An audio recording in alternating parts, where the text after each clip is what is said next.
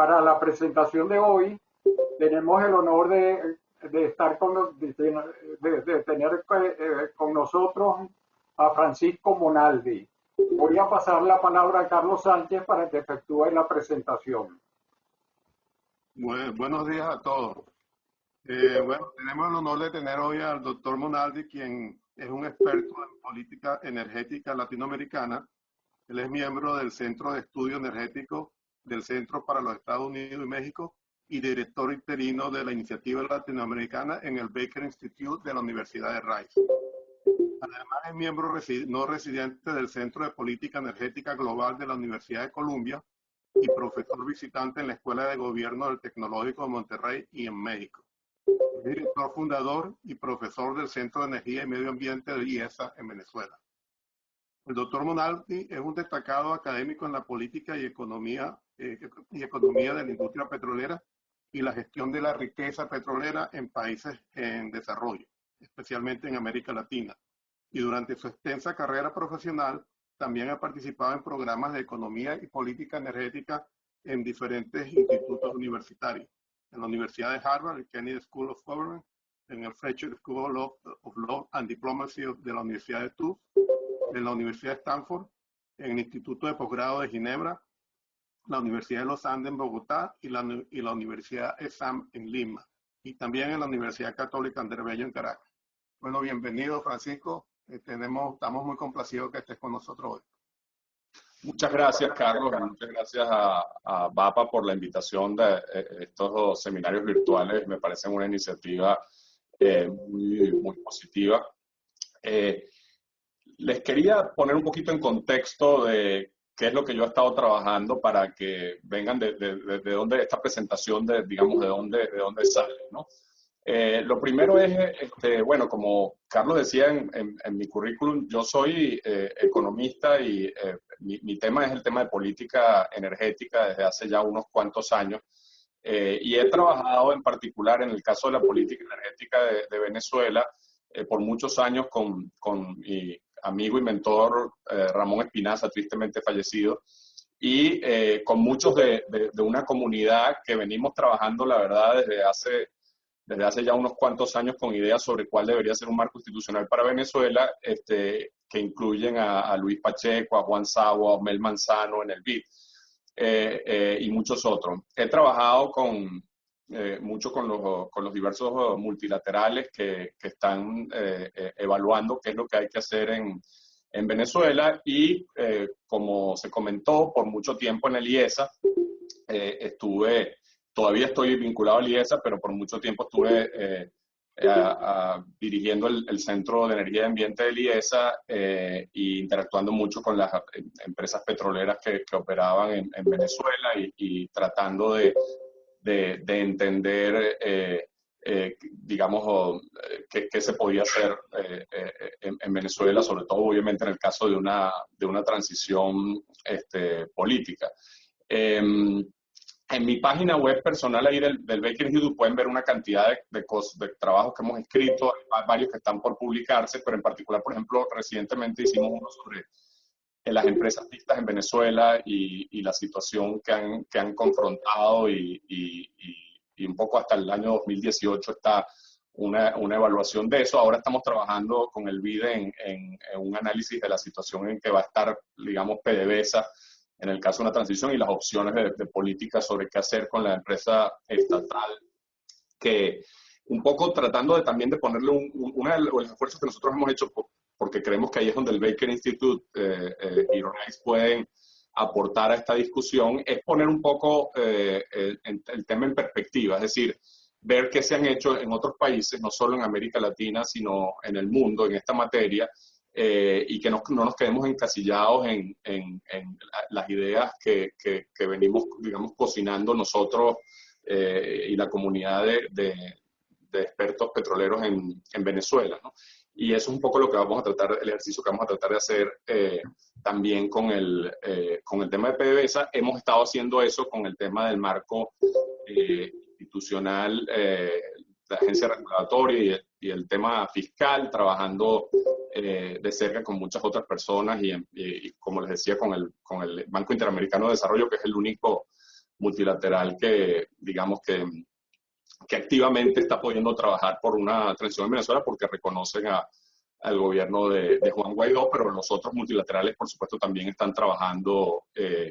en este tema y estamos colaborando con ellos. Pero, sin embargo, quiero aclarar, a pesar de que, como comenté, he estado trabajando con toda esta gente, que no hablo por ninguna de esas otras personas, que cada una, digamos, pueden hablar por sí mismas y que además,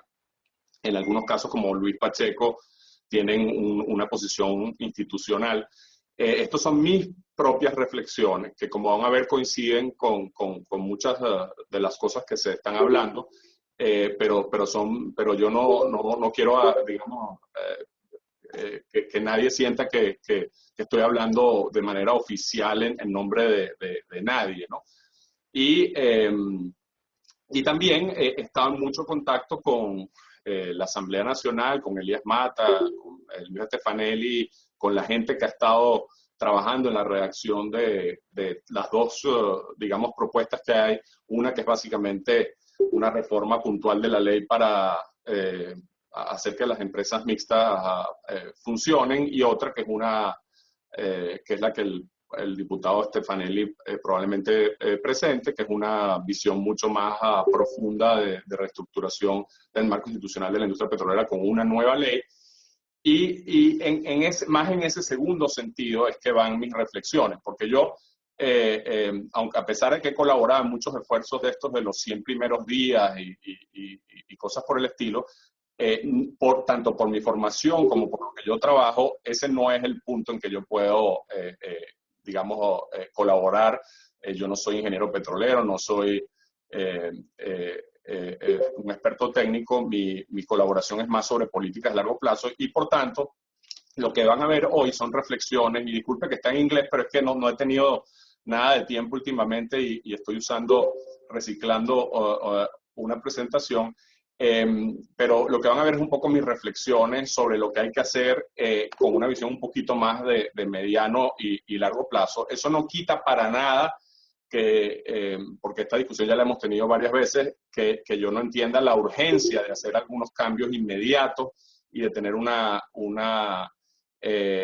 plan muy detallado para la continuidad operacional en los primeros 100 días, para reformas puntuales que hay que hacerse en el corto plazo. Pero yo lo que les voy a hablar aquí es de cosas que yo creo que son esenciales para realmente poder desarrollar la industria petrolera en la próxima década, entendiendo que esto requiere un consenso político, más allá del consenso técnico, para que se pueda implementar y que tiene que también tener, digamos, un piso político para que pueda ser sustentable en el tiempo, ¿no? Entonces, bueno, vamos a empezar con algunas reflexiones. Estoy aquí tratando de ver cómo cerrar aquí. Ok, entonces, la primera reflexión general que me motiva a analizar este tema, que yo llevo ya casi, yo he estudiado por ya varias décadas y empecé trabajando con esto con Ramón Espinaza y Osmel Manzano cuando estaban en la oficina del economista jefe en PDVSA, con esta historia no solo de América Latina, pero que en América Latina es particularmente notable, de que básicamente la región no ha desarrollado su potencial, y muchos países en desarrollo no han desarrollado su potencial en el área de hidrocarburos, en buena parte porque hemos vivido permanentemente ciclos de apertura y luego de expropiación, nacionalización. A veces ni siquiera son propiamente expropiaciones en el sentido formal de la palabra, pero cambios regulatorios, cambios de sistemas impositivos, otro tipo de medidas que hacen que una vez hecha la inversión, digamos, los inversionistas no puedan recuperar su inversión de la forma que estaba prevista. Y eso ha generado un alto riesgo político en América Latina. Tenemos una historia en la región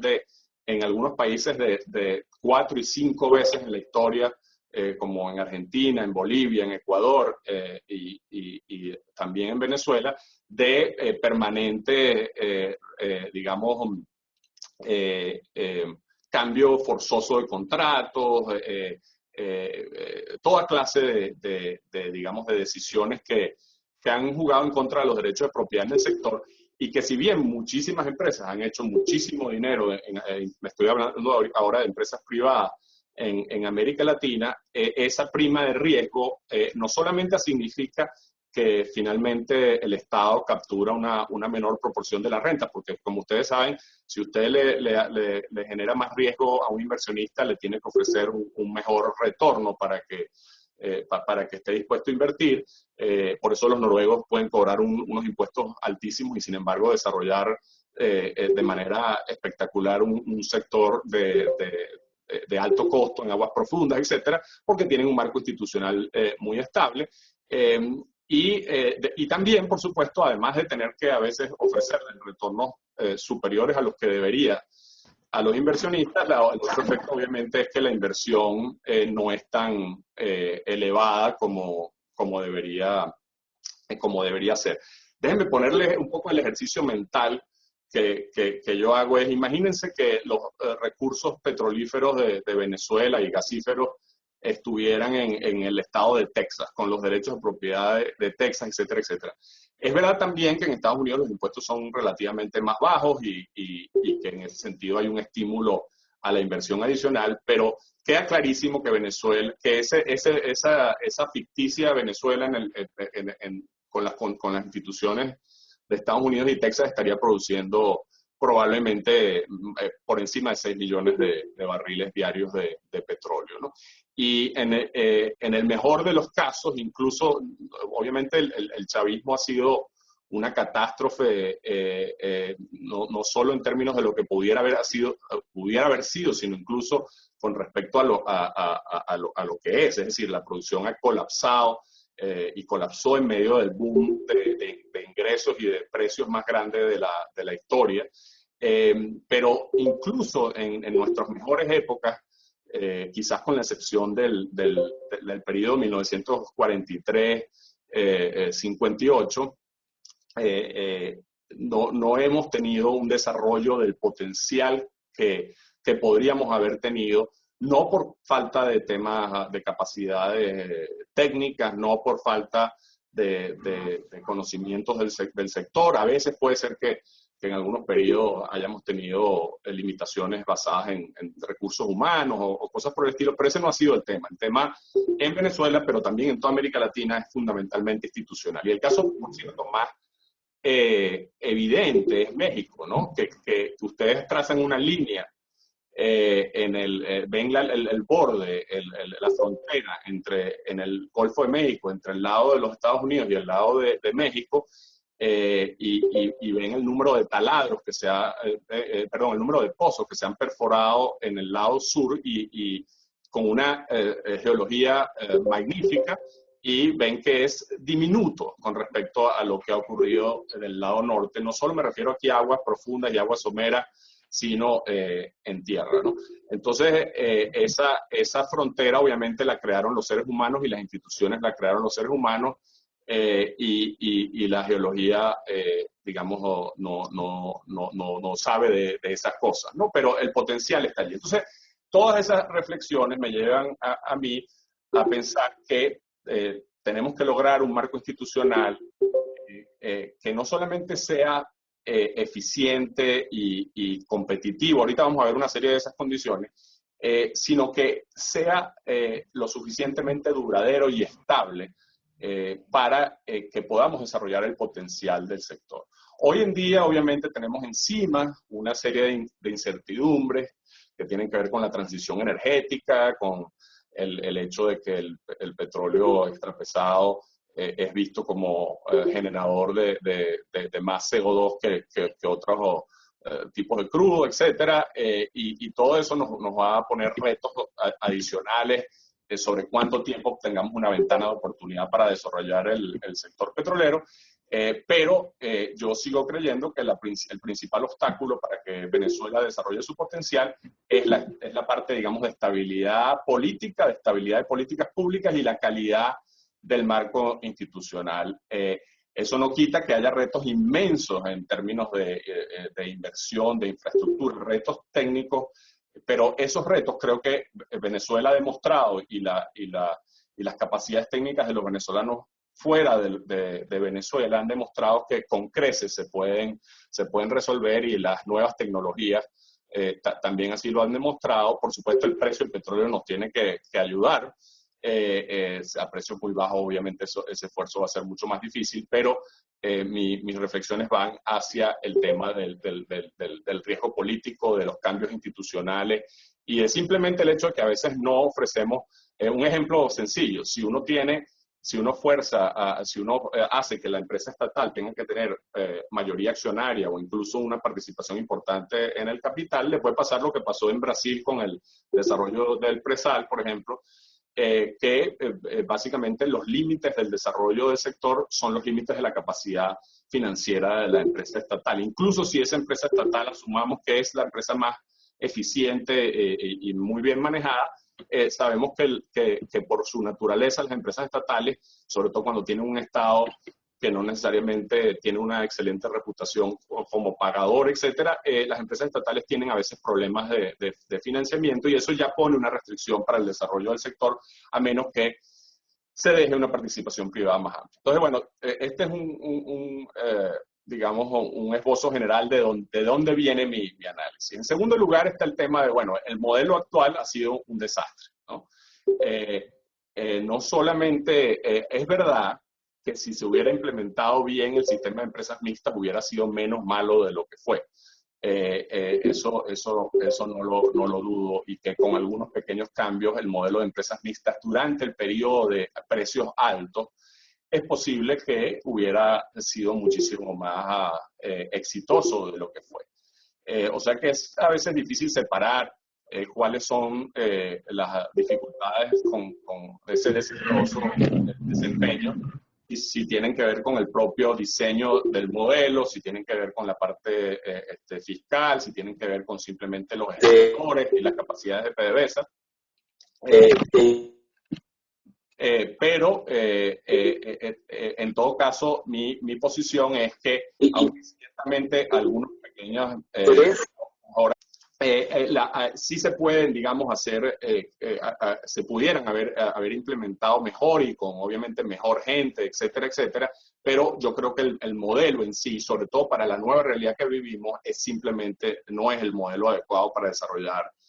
nuestro sector petrolero. Y uno de los ejemplos más notables es el hecho de que ni un solo proyecto de los que se firmaron durante los 20 años del chavismo en el poder,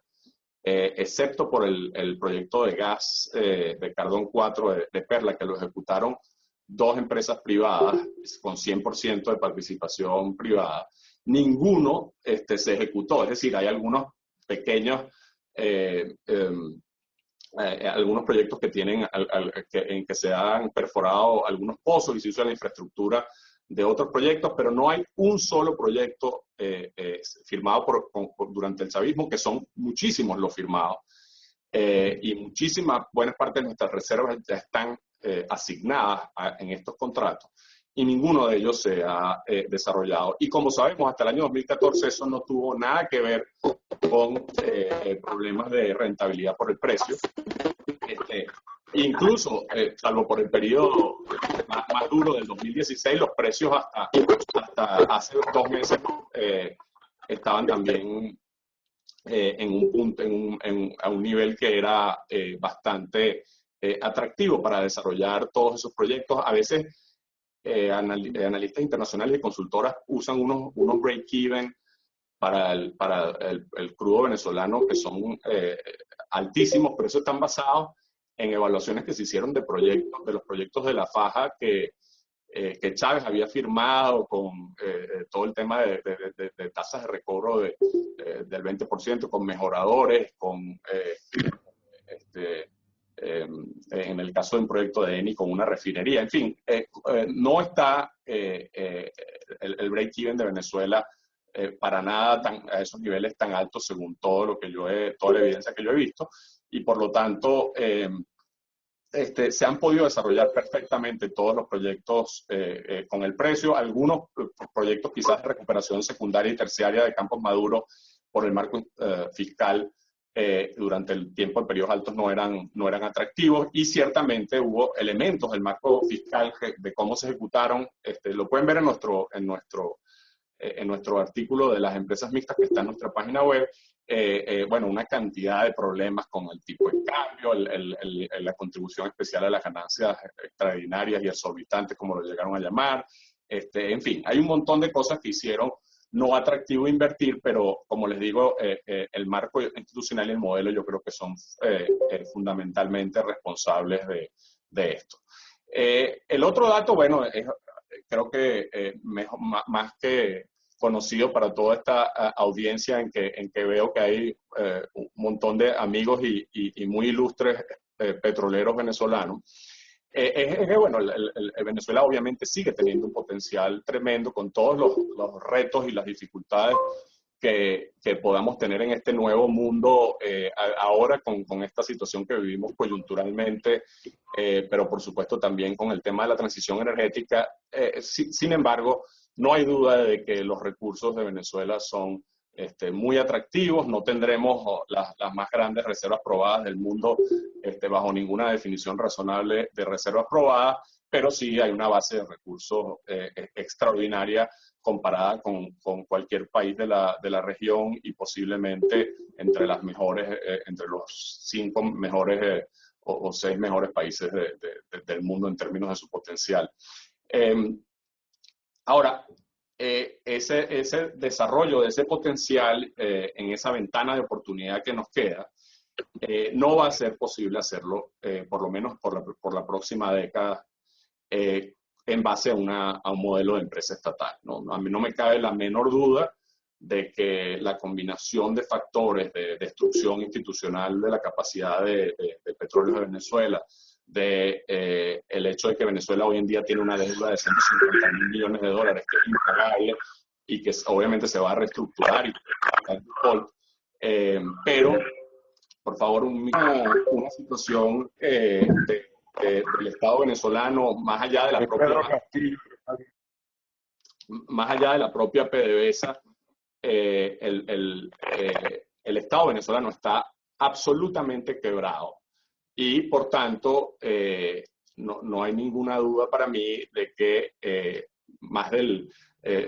ya tendrán una presentación con Luis Pacheco y Juan Sao, pero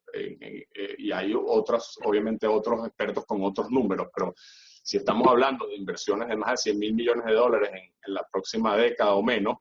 necesitamos de eso al menos 80% tiene que venir del sector privado. Y por supuesto hay varias modalidades, pero la modalidad de endeudamiento va a ser la más costosa, dado un país con un récord de default y una deuda del tamaño que tiene Venezuela. Así sea endeudamiento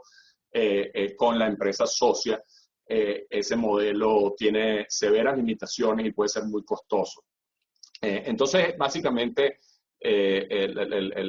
digamos, el punto, el bottom line de esto es que esto va a hacerse con el sector privado. Entonces tenemos que generar un marco institucional. Eso no quita, hay un consenso político, y por razones que si quieren después entramos en las preguntas, yo sí creo que hay que tener una empresa estatal. Solo les adelanto un dato: no hay ningún país, excepto por los anglosajones, que sea relevante productor de petróleo que no tenga una empresa estatal. Con eso no estoy diciendo que es buena o mala idea, es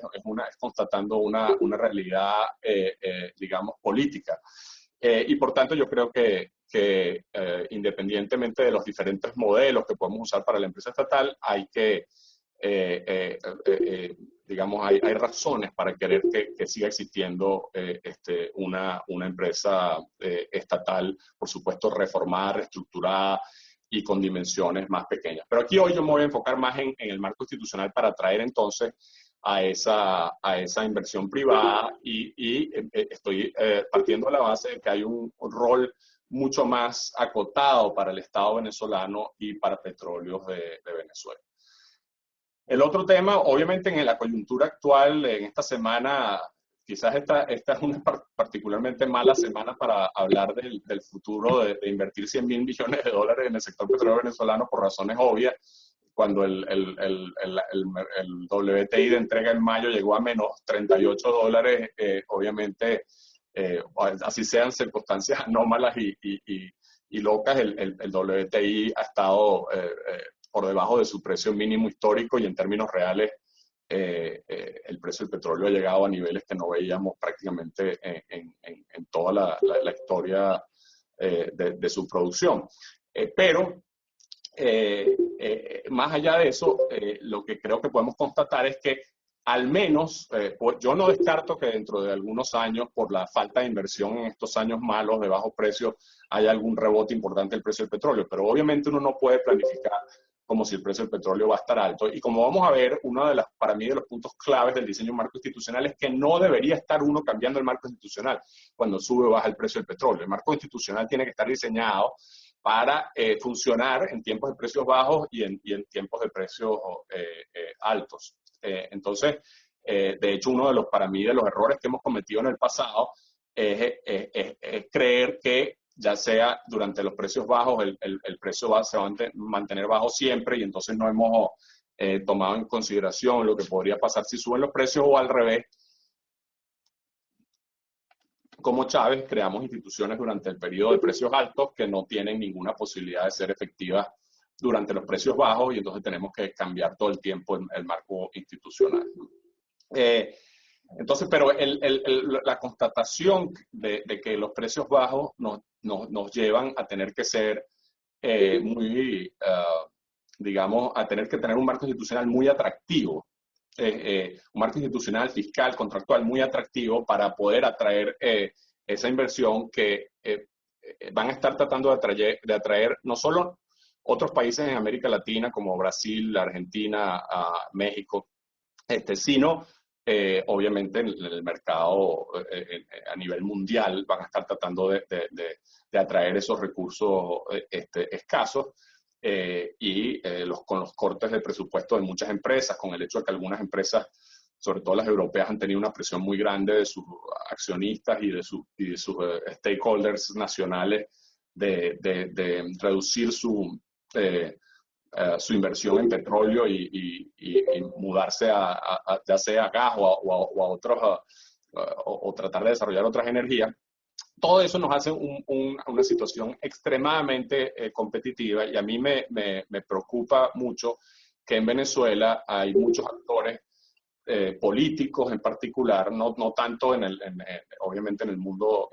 técnico o en el mundo de negocios, pero hay una cantidad de actores que creen que hay una cola de gente desesperada por invertir en Venezuela. Y si bien yo no tengo la menor duda por mis 20 años de interacción con las empresas petroleras, que 20 ya son 30, no tengo la menor duda de que Venezuela es, por su dotación de recursos, un país que todos van a evaluar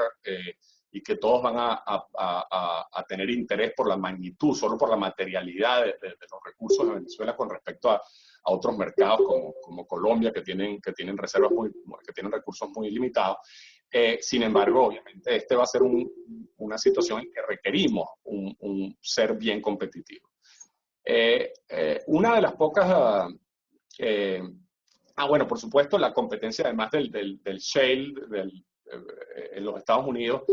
genera, si bien a estos precios el shale está en situación complicada, cuando tengamos precios medianamente razonables, el shale es obviamente una formidable competidor y una alternativa formidable, con que es petróleo liviano y el nuestro es más que todo pesado, y eso nos abre una cierta oportunidad de complementariedad. El hecho es que una empresa evaluando invertir en Texas, así sea en un campo relativamente costoso, pero con cero riesgo geológico, prácticamente no hay riesgo de derechos de propiedad. Hay algún riesgo político porque aquí hay un lobby muy fuerte anti-shale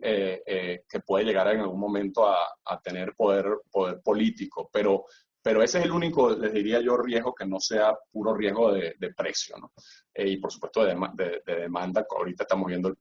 problema de demanda que lleva al problema de precio. Pero si no tenemos un marco institucional muy competitivo y atractivo,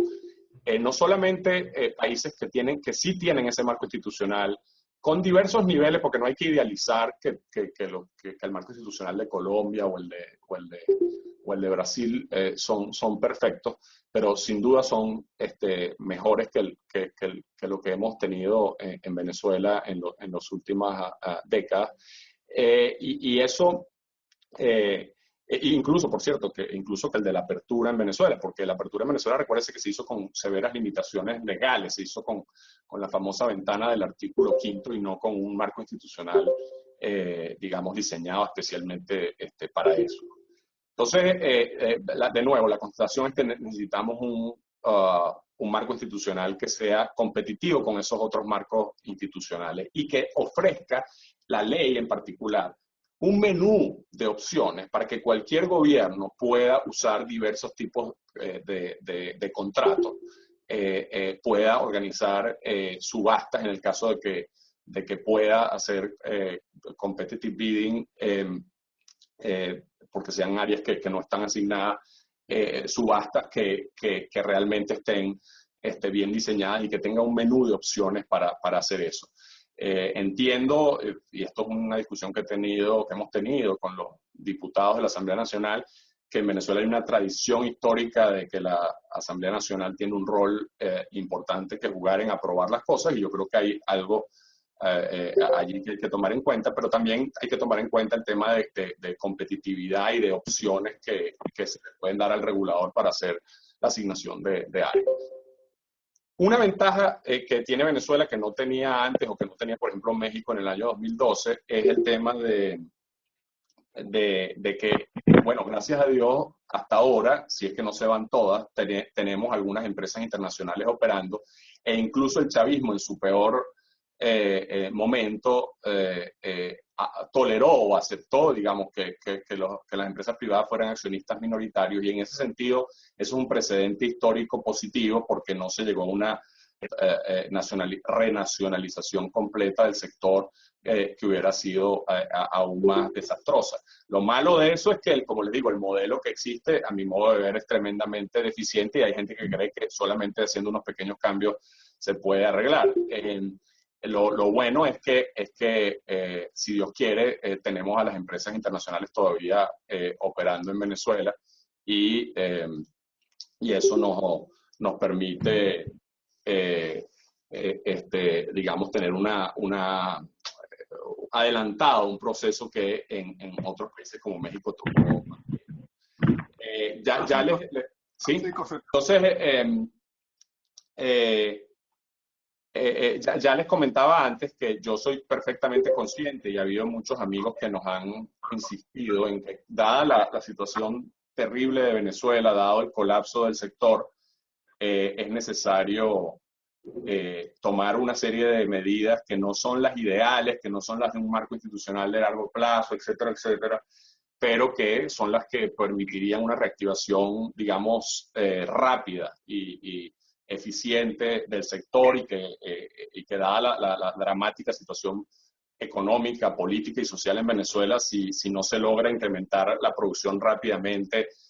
sería un desastre. Y además está el tema de que los multilaterales quieren saber qué tan rápido se va a recuperar la producción para decidir cuánta plata nos van a dar. Estoy absolutamente consciente de todo eso y de las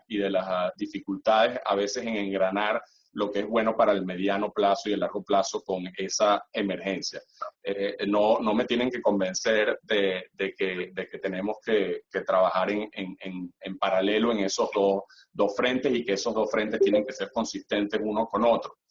Pero eso no quita que para mí sea necesario que desarrollemos el marco institucional que necesitamos, y no una colcha de retazos o unas pequeñas reformas.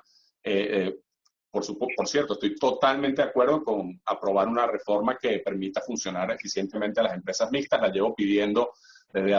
hace más de 10 años. Pero, como les digo, creo que eso es solamente una medida de muy corto plazo. Finalmente, les diría una cosa que siento que no es suficientemente discutida en los ambientes más técnicos, y es un tema que nos preocupa a los que estudiamos el tema más de política. Es lo que, volviendo a lo que les decía al principio, es el tema de la dificultad que tenemos con que el marco institucional permanentemente se cambie, ¿no? Imagínense que por un segundo lográramos pasar el marco institucional que los técnicos piensan que es el mejor, porque temporalmente se consiguen los votos, un líder político, el presidente Guaidó, por favor, un micrófono por ahí, el presidente Guaidó decide que quiere aprobar la ley que los técnicos le piden, etcétera. Imagínense que logramos eso. Bueno, pero si eso no tiene un mínimo consenso político y no se logra, digamos, generar las bases políticas para que los venezolanos apoyen eso en el largo plazo. Y les puedo decir que yo trabajé durante algún tiempo en el tema de opinión pública sobre el petróleo, y lo que se puede encontrar en Venezuela, por lo menos lo que se podía encontrar antes del reciente debate, quizás hemos aprendido algo, pero en el año 2012 yo hice encuestas y focus group cuando trabajé para la campaña de Enrique Capriles, y lo que encontrábamos es que los venezolanos pensaban que si operaba un campo del sector privado, básicamente Venezuela no se beneficiaba de eso. También pensaban que PDVSA, un porcentaje notable de gente, sobre todo los sectores populares, pensaban que PDVSA era una empresa privada antes de que Chávez llegara al poder. En fin, mitos y visiones que hacen bastante difícil desarrollar un marco institucional como el que necesitamos. Y yo creo que ahí es donde el trabajo de los políticos, y celebro que gente como Leopoldo López estuvo trabajando en ese tema de tratar de generarle una base política a todo esto. Bueno, entonces me voy a las características que tiene el marco institucional. Aquí solamente este gráfico es para recordarles un dato muy importante, que es que no es que Venezuela, la industria petrolera, colapsó durante el chavismo. Es que no es que nos debemos comparar. El contrafactual no es que Venezuela debería producir 3.4 millones de barriles que producía antes de Chávez. El contrafactual, como les digo, es que Venezuela, incluso con todas las dificultades que les digo que tienen los países como el nuestro en desarrollar el sector, debería producir más de 5 millones de barriles, y lo podemos ver en hasta el año 19, lo que pasó en la OPEP, excluyendo a Venezuela, como a pesar de los problemas en Libia, Irán, etcétera, el resto de la OPEP, que no es Venezuela, aumentó la producción, mientras Venezuela no aprovechó para nada el periodo de precios altos para desarrollar su potencial. Ok, un dato de la realidad importante es que aunque esto no haya sido totalmente, digamos, discutido a profundidad con los diversos actores políticos, sino quizás de manera relativamente superficial, sí creo que refleja el famoso Plan País, un relativo consenso político que yo no veía. Yo llevo metido en esto, como les digo, unos cuantos años, y para darles una idea, en la que era propuesta, cosa que eran las 100 propuestas de la ¿cómo se llamaba? La Mesa de la Unidad Democrática, la MUD, ahora no me acuerdo si en cuáles elecciones, si fueron las antes del 2012 o en las anteriores con Rosales. Yo creo que en las dos. En la MUD no se pudo, debe ser en las 2012, porque la MUD no creo que existía cuando Rosales, pero el punto es que después de meses reuniéndonos una cantidad de gente con los políticos del tema petrolero, en las 100 propuestas sobre qué hacer con Venezuela, no había sino una línea sobre petróleo, porque los políticos no se pudieron poner de acuerdo en nada. Básicamente decía algo así súper genérico, como que Venezuela tenía que producir más e invertir más en petróleo. Entonces, eso sí ha cambiado. O sea, el colapso de la industria petrolera venezolana le ha abierto, y de la destrucción total de PDVSA, le ha abierto los ojos a, yo creo que todos los sectores en la posición venezolana, y bueno, incluso uno lo ve en el chavismo, pero por razones diferentes de supervivencia, la claridad de que el sector privado debe desarrollar el sector, ¿no? Entonces, estos principios que se plasmaron en el Plan País, yo creo que sí recogen en general un consenso político, pero les voy a decir algún par de cosas que no están tan claras. La primera, bueno, obviamente que los recursos petroleros son propiedad de la nación,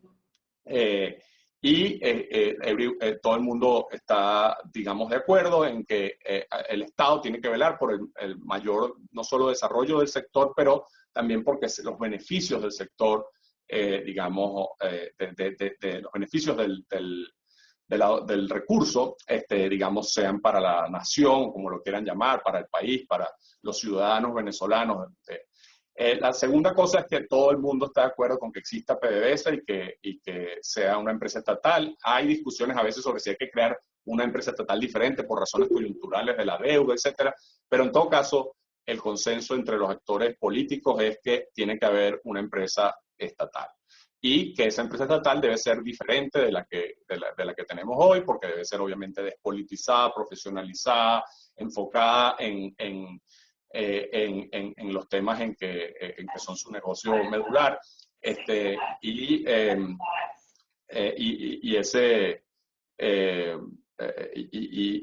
¿Cómo se llama? Y esa empresa, yo no les diría que estás totalmente claro en el consenso de qué tamaño tiene, pero claramente todo el mundo está de acuerdo en que es una empresa que tiene solamente una porción relativamente menor de la producción total de Venezuela. El otro consenso tremendo, como les dije, es la inversión privada y en crear un marco institucional que atraiga esa inversión privada.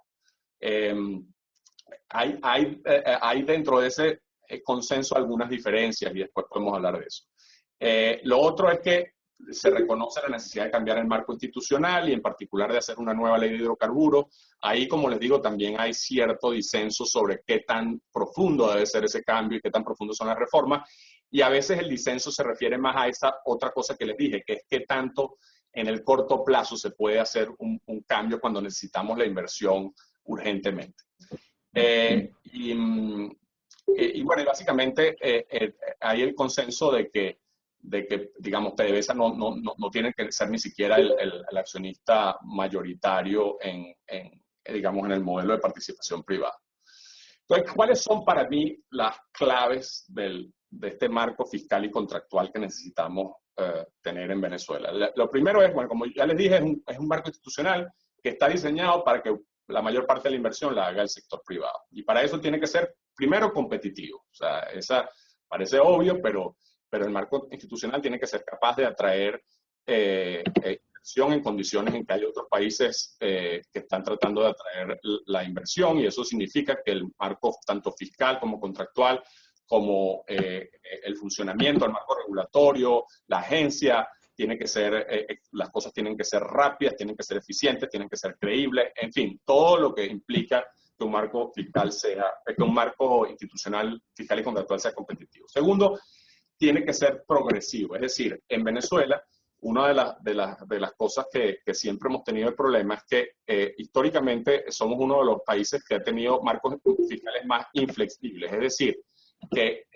típicamente hemos tenido una regalía y una tasa de impuestos de la renta prácticamente para todos campos, con alguna excepción que pueda hacer el ministerio. Y como ustedes saben, la rentabilidad de los campos petroleros varía muchísimo, no solo entre diversos yacimientos y campos, sino obviamente en diversos momentos dependiendo de cuánto esté el precio del petróleo. Y una de las cosas que eso nos ha causado es que cuando sube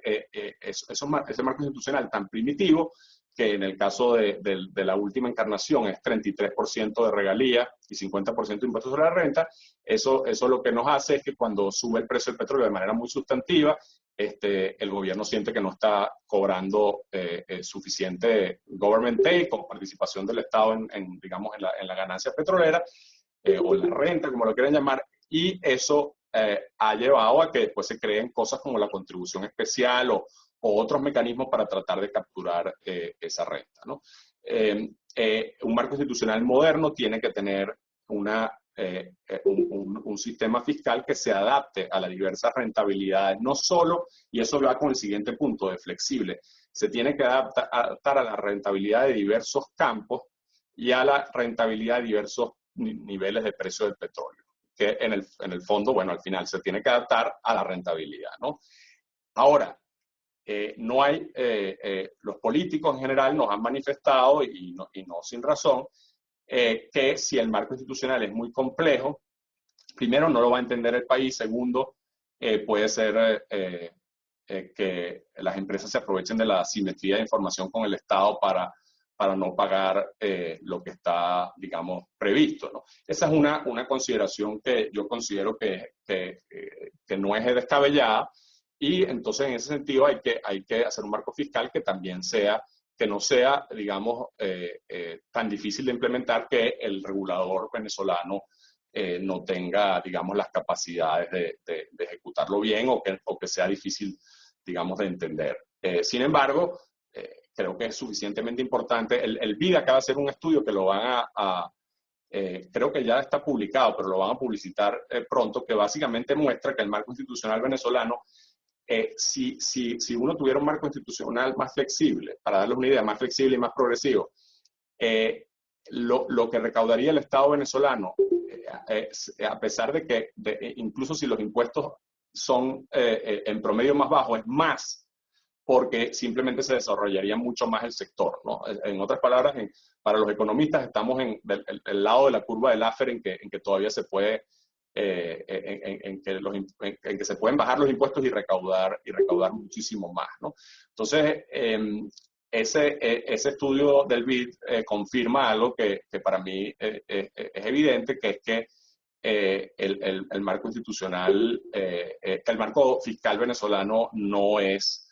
adecuado, y cuando lo evaluamos en base a cuánto es la participación del Estado en un proyecto específico, no estamos dándonos cuenta que lo importante no es eso, sino qué pedazo de la torta se queda el Estado de la torta completa, y no de una torta más grande, y no de una torta, y no que se quede todo de una torta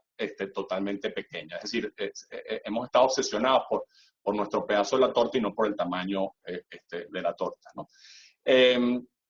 Cuando sea posible, disculpen que ya me estoy extendiendo, pero termino en 10 minutos. Cuando sea posible, yo creo que una de las enseñanzas que tenemos en los marcos institucionales del mundo en los últimos años es que cuando sea posible se debería hacer la asignación de áreas en un proceso competitivo de subasta, ¿no? Y uno de los componentes importantes de ese proceso competitivo de subasta es el government take, estructurado de la forma que se estructure, con las condiciones que dije antes de competitivo, progresivo y flexible, pero que ese sea uno de los elementos. Por supuesto, puede haber otras cosas como la inversión que se comprometen los inversionistas, pero ese tiene que ser un componente fundamental. También hay que estar con cuidado de que no pase lo que ha pasado en algunos países, que la gente hace overbidding, ¿no? Ofrece participaciones al Estado muy altas, que ya sea no son sostenibles si el precio del petróleo cae después, o simplemente ofrecen para ganar y después devuelven el campo, no ejecutan el contrato. Obviamente, una de las maneras para resolver eso es ponerles una garantía que la pierdan, etcétera. Hay una cantidad de mecanismos, pero hay que diseñarlo bien para evitar porque nada ganan los gobiernos con esos anuncios emocionadísimos de que lograron una participación del Estado de 90%, un government take de 90%, y después no se realiza la inversión, ¿no? Ustedes lo ven a cada rato en México, en Brasil, que se enfocan demasiado en el papel, en el éxito, en el anuncio de los resultados de la subasta, y no finalmente en que lo que importa, que es la inversión y obviamente eventualmente cuántos recursos atrae para el país, tanto fiscales como de inversión.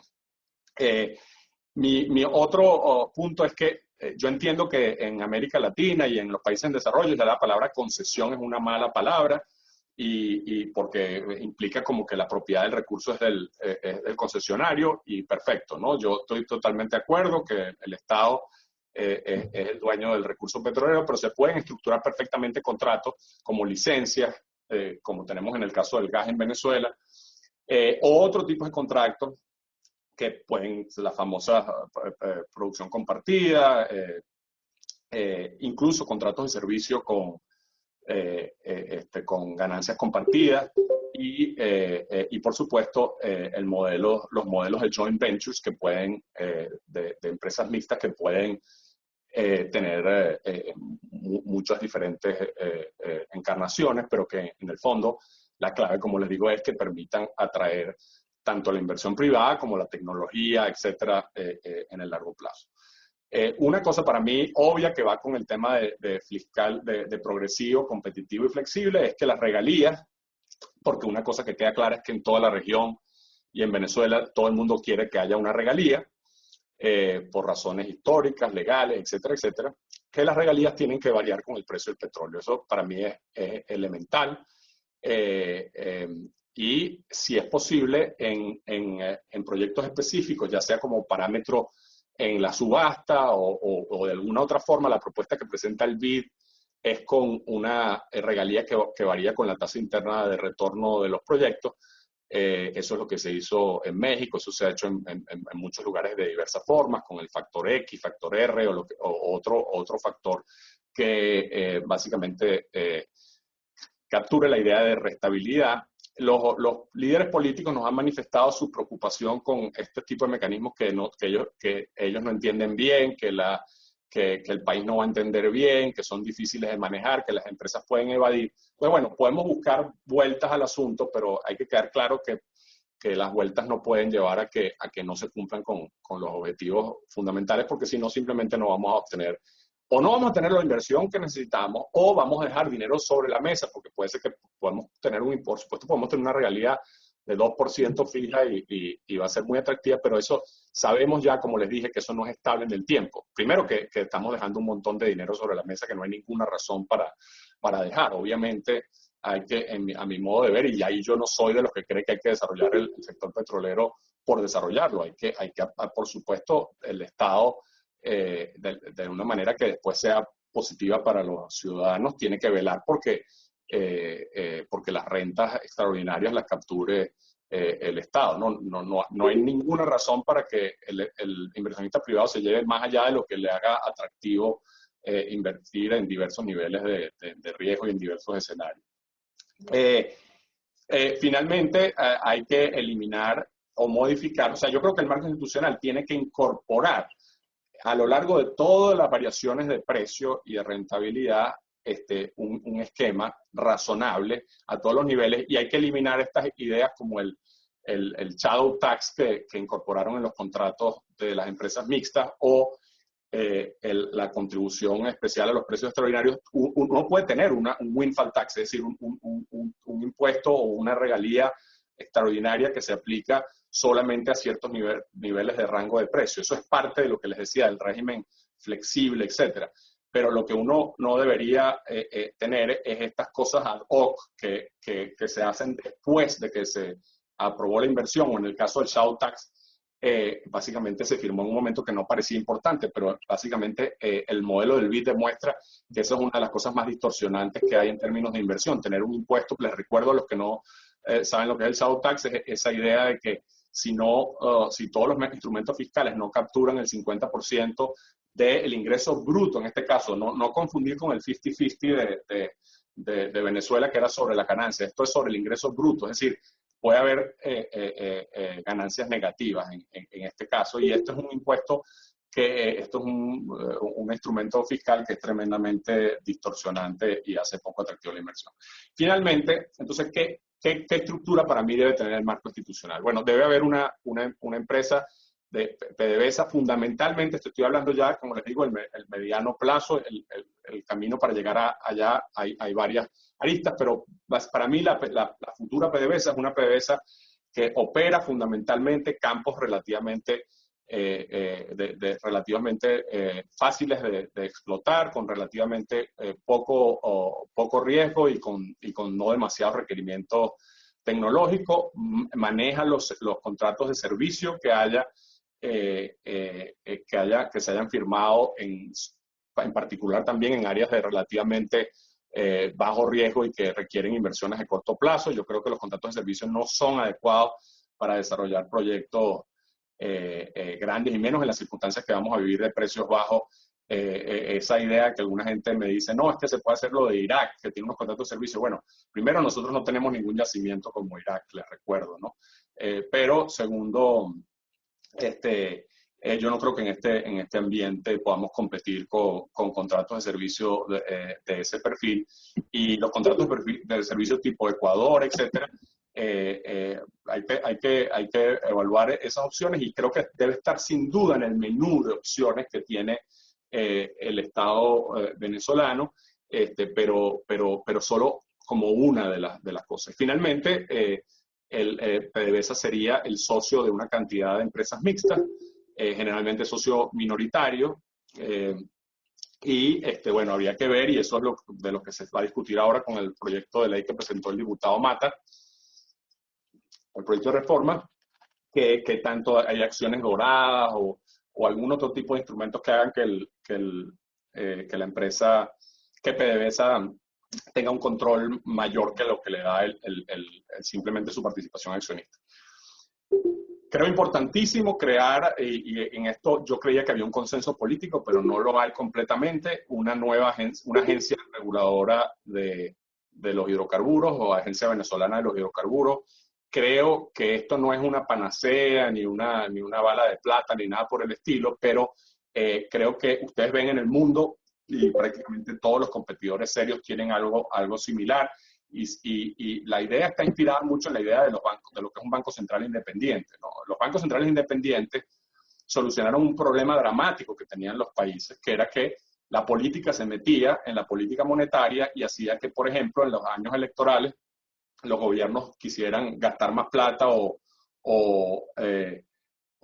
expandir la liquidez monetaria para ganar las elecciones, ¿no? Y al final los sistemas políticos se dieron cuenta que eso lo que llevaba era a una destrucción del valor de la moneda, a la inflación, etc.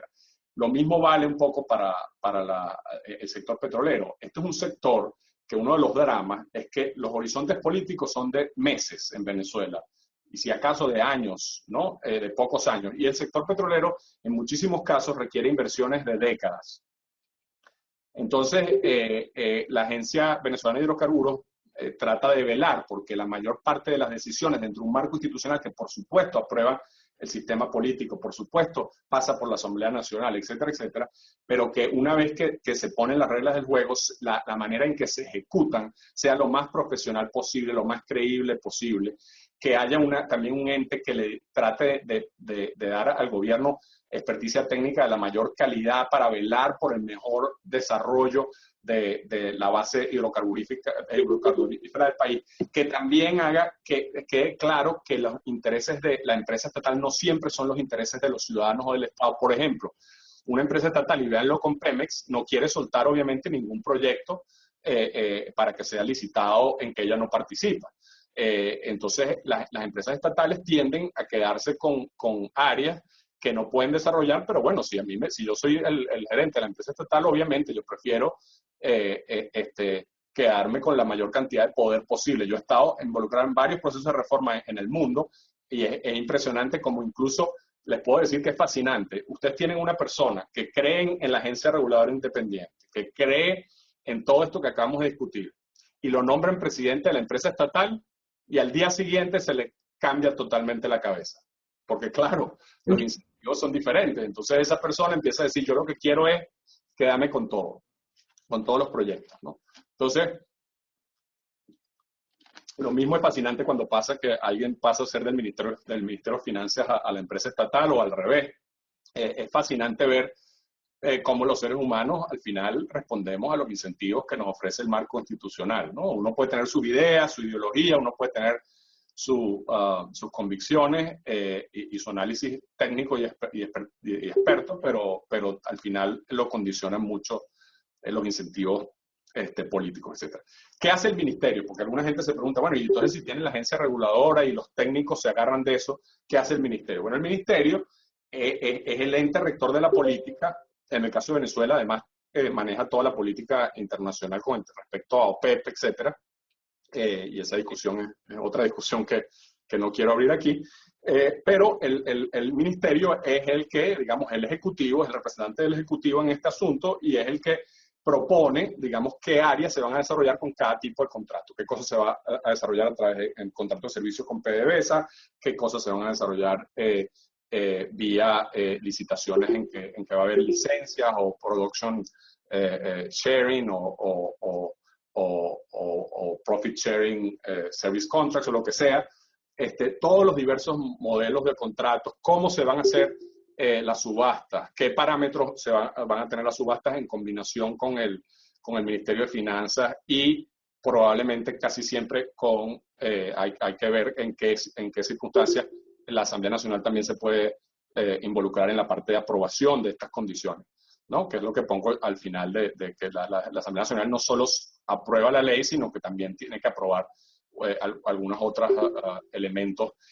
Una cosa que hay que tener claro es que si bien en Venezuela la tradición es que por el hecho que el petróleo ha sido un tema tan importante en la política venezolana, siempre hemos querido que todo pase por la Asamblea Nacional, etcétera, y tenemos terror a que unos ejecutivos decidan abrir el sector petrolero sin permiso, etcétera, etcétera. Tenemos que estar conscientes, sin embargo, que nuestros competidores todos tienen leyes que no requieren pasar por la Asamblea Nacional, ¿no? Y eso, hay gente que ve como bueno pasar por la Asamblea Nacional porque es verdad que le da cierta credibilidad a los contratos, lo cual no dudo, pero también es cierto que puede ser que pasemos entonces años diseñando una licitación, implementando una serie de cosas mientras eso pasa por el Parlamento y que también en el Parlamento se metan elementos no técnicos. Una de las cosas que a mí siempre me asusta de involucrar es mezclar dos cosas que no deberían mezclarse, que son cómo se asignan los recursos una vez que se obtienen, es decir, cómo se reparte la renta petrolera dentro del país, que es un tema que es fundamentalmente político y que no lo pueden decidir solamente unos técnicos, con cómo se recauda y cómo se genera la producción y lamentablemente en muchos países esas dos cosas se mezclan, ¿no? Y entonces, por ejemplo, cuando la regalía va a los estados tienen unos incentivos versus el impuesto sobre la renta, versus otros documentos, etc. Entonces, todo eso es muy peligroso, pero bueno, es parte de la cosa. Entonces, ese es más o menos lo que les decía del marco institucional. Para redondear y abrir a las preguntas y comentarios, lo que les quiero decir es que yo soy relativamente pesimista sobre qué tanto va a funcionar todo esto que estoy hablando aquí en términos ideales, porque la historia de América Latina, como les digo, es una historia relativamente deprimente en términos de la capacidad de ejecutar los mejores marcos institucionales y que esos sean estables en el tiempo, que no llegue Fíjense, en países, por ejemplo, como Brasil y Colombia, aunque han tenido los marcos institucionales quizás mejores de la región. Incluso en ellos, cuando los precios están altos y acaban de descubrir yacimientos importantes, como pasó en Colombia con Caño de Limón y Cusiana, o el Presal en Brasil, tienden los gobiernos y los políticos a sentirse envalentonados y a cambiar las reglas del juego. En Brasil y en Colombia no lo hicieron retroactivamente, como en Venezuela, Ecuador, Bolivia, Argentina. Lo hicieron hacia adelante, pero en todos los casos terminaron, afectando el desarrollo del sector y la capacidad de desarrollo del sector. O sea que vamos a seguir teniendo ciclos políticos, vamos a seguir teniendo ciclos de precio, vamos a seguir teniendo cambios ideológicos, vamos a seguir teniendo a gente en Venezuela que no entiende para nada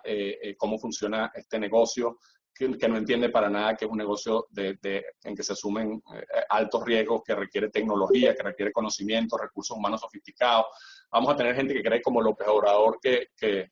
el sector petrolero es que uno pone un pitillo y sale el petróleo que está allá abajo. Y eso va a ser difícil, pero lo que yo quisiera ver, lo que yo aspiro es que al menos tengamos un marco institucional con algunos de estos rasgos que nos permita, si Dios quiere, desarrollar esta última ventana que nos queda, creo yo, de un par de décadas para desarrollar el sector petrolero en Venezuela. Con eso, muchas gracias y encantado de preguntas y comentarios.